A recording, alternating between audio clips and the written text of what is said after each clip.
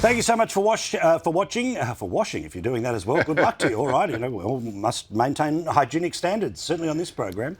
Ross Goodell, Senator in New South Wales, he's a national. He joins us now. Big family day. We'll get to why that's the case a little bit later. The wonderful Joe Hildebrand, who is of course of this and many other parishes, but you can hear his podcast, read his stuff, follow him on all the socials. Good to see him. Lovely to be here, mate. All right, now, as you know, I rip and tear when it comes to those who are professionally paid to cover politics because they are the access media.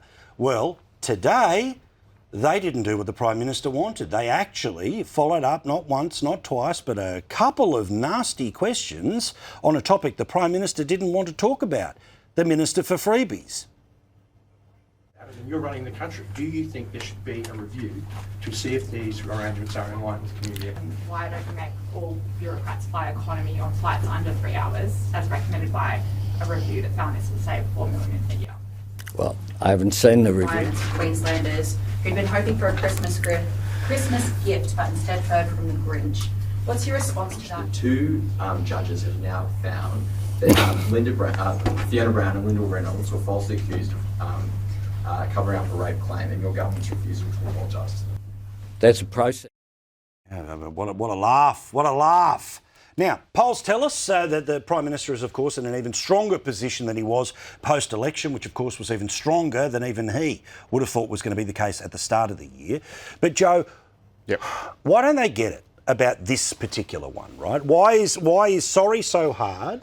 Why is utter defence of everything, no recognition anywhere that this is the fear that the first dent in the armour somehow is the beginning of eventually the end of the armour? Because it's just not politically true. Yeah, I think so. I think often what you find when people do actually apologise, it doesn't actually even make it go away. People say, ha, so you did do something wrong, that means that you have to go. That means you have to be sacked or resign or whatever. And so I think often politically, it is actually easier just to stand your ground, to pretend, however farcical it may be, that there's nothing to see here and just wait for the dogs to bark and the caravan to move on. And that is, I think, what will happen. The other thing, of course, is with all these travel routes thing, and we see it happen again and again and again, right from the very first one of the internet age with John Howard in his first term, where it eventually just engulfs every single party, and it's already engulfing, the Nats, the Greens, everybody. Susan Lee, of course,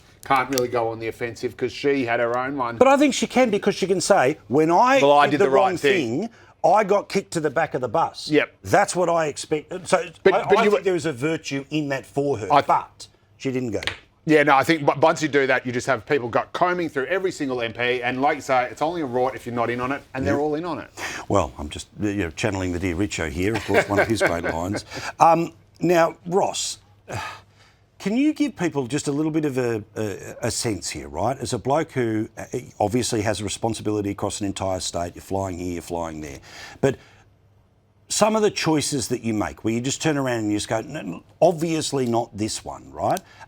And have you seen other people in all different parts of the parliament who, metaphorically pull out the credit card and you're amazed at just the balls they've got to do it?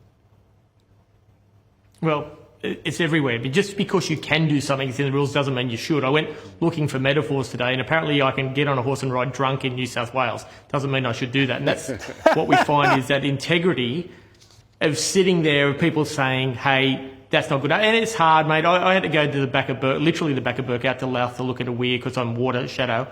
And there was no physical way of getting there without driving 5 days or a char. Yeah, so of course. There are some tough gigs, but if you're there and you're getting the entitlement of getting a com card to wait 10 hours or 7 hours means you're not important and I am.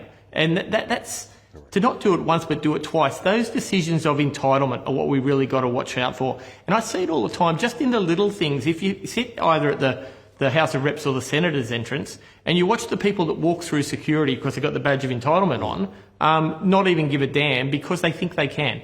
We have to get back to everyone is doing it tough out there. People are working 3 jobs. People can't afford to get through.